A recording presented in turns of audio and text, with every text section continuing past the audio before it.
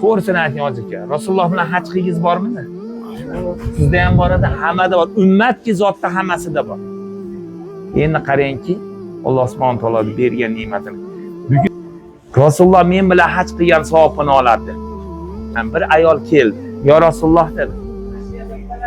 "Meni uyim, farzandlarim ushab qoldi-da, tuyshigim ushab qoldi." Ya'ni ayol kishi o'ziga ixtiyori yo'q-da. Kimgadir bo'ysunib yashaydi hayotda dunyoda.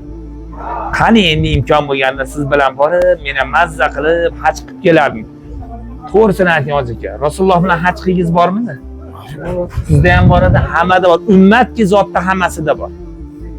Endi qarangki, Alloh subhanahu va taolo bergan ne'matini. Bugun ehromga olasiz. Payg'ambarimiz zamonasiga go'yoki qaytib borib Rasululloh bilan birga yurib haj qilganda savobini noma'lumingizga bitiladi. Yana nima kerak ummatga? To'g'ri, biroz xarajat ketyapti.